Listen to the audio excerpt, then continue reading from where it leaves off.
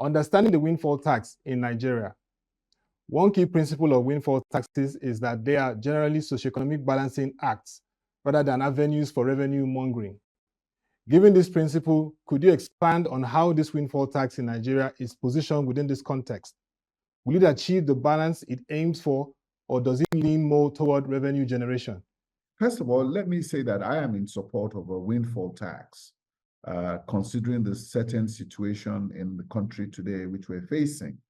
The government deficit for this year is the revenue payments from the budget this year for debt service is 8.2 trillion.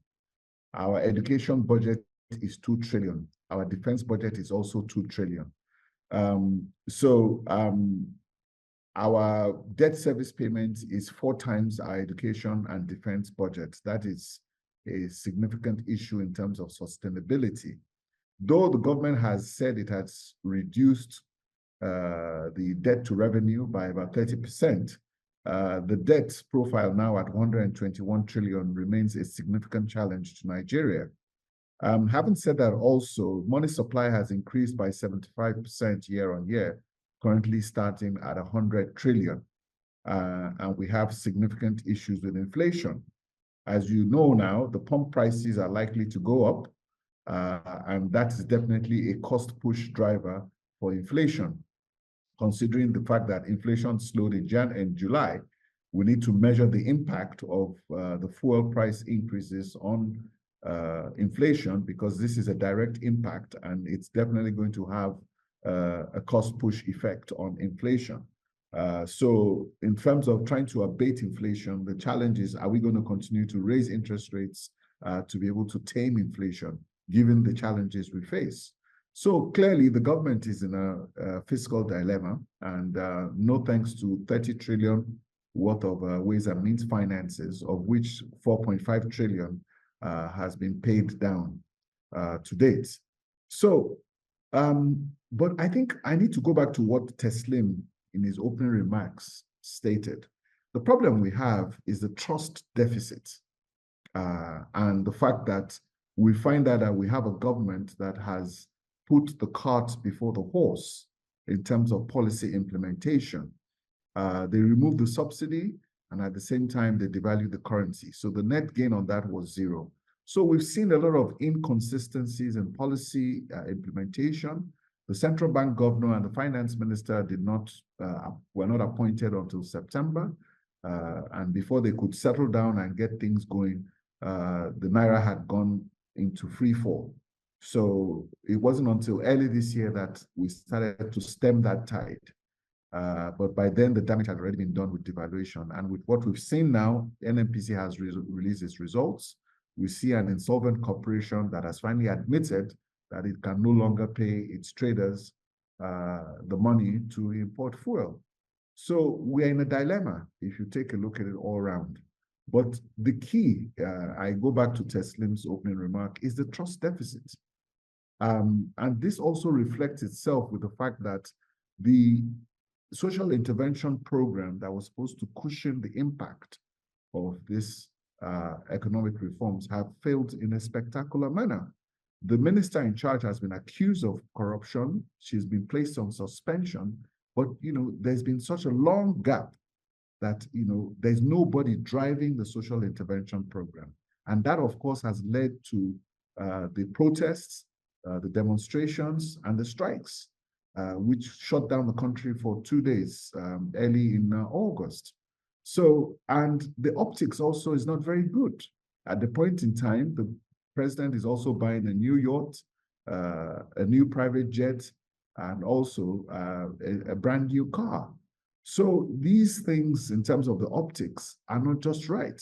So the problem is that trust deficit and the inability of the government to articulate and implement its policy properly, clearly putting the cart before the horse, is why we're all skeptical now about this windfall tax, because some people might claim is that this windfall tax is what the government is using to buy their private jets, build a mansion for the vice president, and all these sorts of things, because that is the way the common man would look at it on the streets.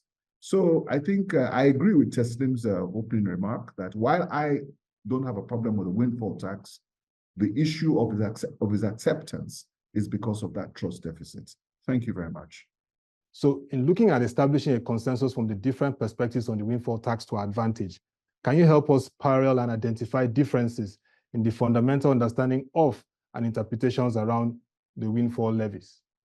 Putting some of these funds directly into buying equipment for the teaching hospitals around the country, i.e. diverting these funds into social infrastructure where we can make an impact. I think the other participants have, the other discussants have captured that. And I think really it's how we reinvest this in social infrastructure. I think that is critical, where we can make more of an impact. And of course, some of this money should also go towards the social intervention fund that will cushion the effects. I think I buy that idea significantly.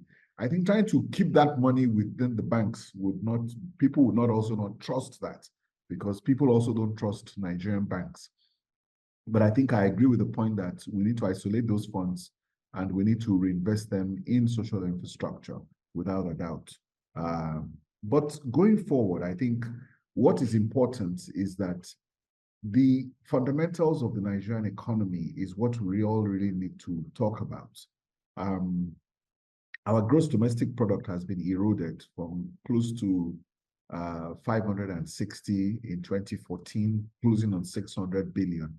We're going to close this year at about 240 billion in terms of our GDP.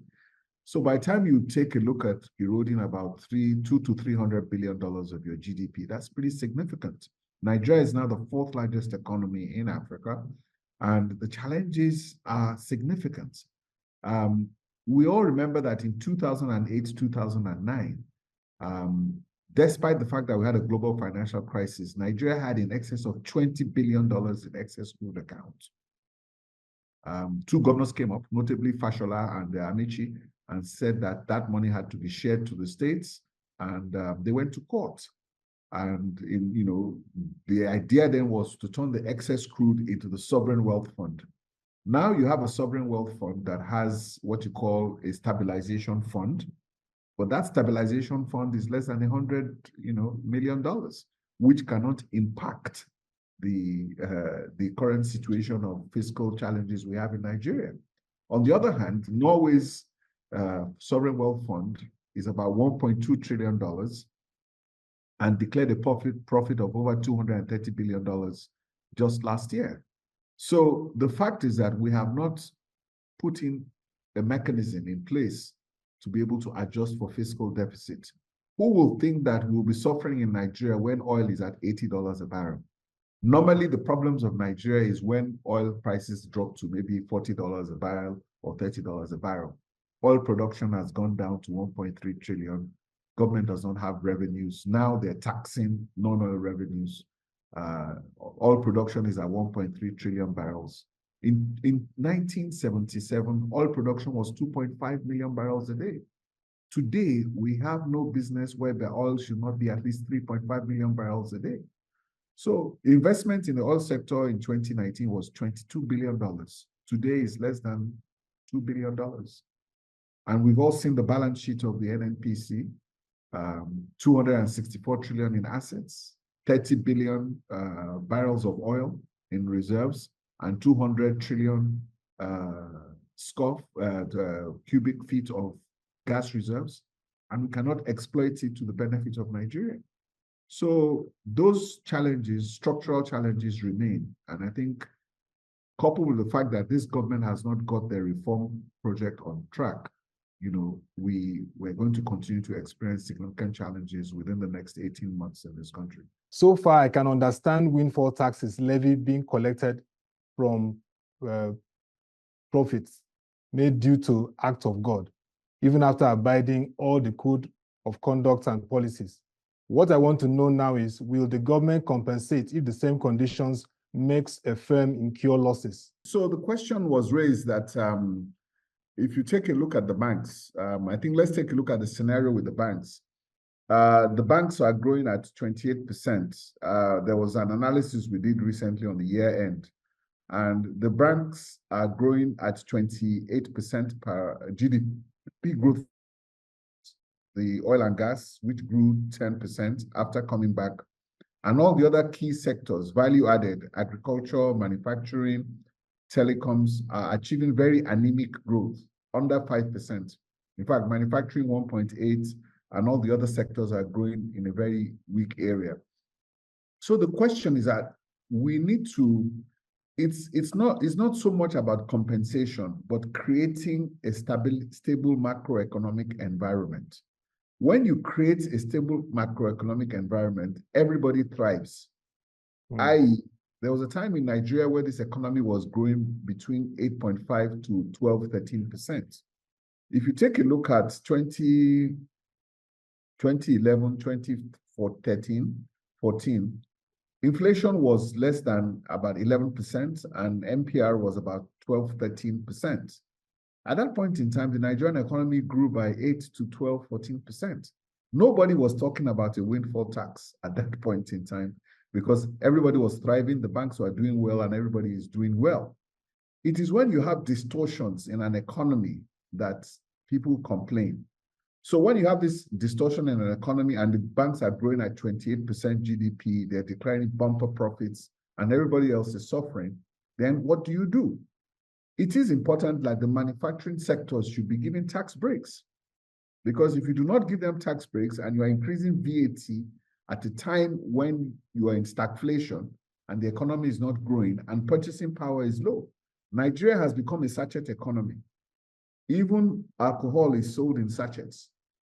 So that tells you that your purchasing power has been depleted significantly. 133 million people in multidimensional poverty. Meanwhile, you are putting in a consumption tax. The consumption tax is going to affect consumption. It's going to affect consumers because those sachet prices are going to go up. That is not the way to restore economic growth or confidence. So the most important thing from my own perspective is that you must create a stable macroeconomic environment where you are growing Nigeria's economy by at least 8% to like 12 or 15%. When our economy is growing between 8 and 15% on a consistent basis, nobody will be talking about tax. Even if you increase the tax at that point in time, there's significant purchasing power to compensate. And the banks will not be complaining. So it is a situation where you have a distortion whereby the banks are making money, but everybody else is not. So you become a target. So amidst when people are not doing well and there's only one person doing well, that person will bear the burden. But again, the people who are not doing well, you look at your main sector, you identify what you need to do. We talk about this fund being reinvested into social infrastructure, looking at the social intervention fund, looking at creating things with the hospitals, creating things with education. So the key really, as far as I see it, is that we must 2014 as we did in 2011. That will be the solution to the problem. All the guest position on the windfall tax administration has been raised, but what is the role the people can play here, the households, the Nigerians, to ensure that they can navigate this? The person says proper administration, but I think navigating this period. People, we always talk about the people, but one of the challenges in Nigeria is that we, the people, tend to be very passive. People just tend to take things at face value, and that is why, unfortunately, the democracy does not work. In any other situation, most people would have been writing to their congressmen, their parliamentarians, their House of Reps, their senators, protesting and making their positions known. Where are the lobby groups that are representing people's interests? That is where the democracy fails in Nigeria. Because in other climes, when people see these sort of things and they know a new law is going to be passed, they start to put pressure on the legislators. And the legislators are concerned about their re-elections. That if we pass this thing, I might not be re-elected. So when the thing becomes an election issue and the fact that people are watching you, it's only in this country, you don't know the voting patterns of your senators or the voting patterns of your House of Representatives because it doesn't matter. So we, the people, are still very disorganized. We're very passive, and people have not been able to mobilize their positions into lobby. Where are the lobby groups that are looking at this? Yes, the corporates are more organized. Manufacturers Association of Nigeria, NASIMA, the Chamber of Commerce, the National Economic Summit groups, the industry groups within MAN and NASIMA. It is these organizations that we do not have. So these organizations, where are their positions? They should be coming out, with counter proposals to a lot of all these things, that this is hurting us. This is where we need to be. You will see these organizations have their own economists who would come out to advocate their positions in a very active manner. But the people are, with 133 million Nigerians in multidimensional poverty, most people are trying to they're living on a day-to-day basis. They do not have any, their mission in life is survival. So all these issues you're talking about are irrelevant to them. They're looking at the next sachet of sugar they're going to buy, or even Gari now being sold in sachets. Transportation costs are going to go up pretty soon.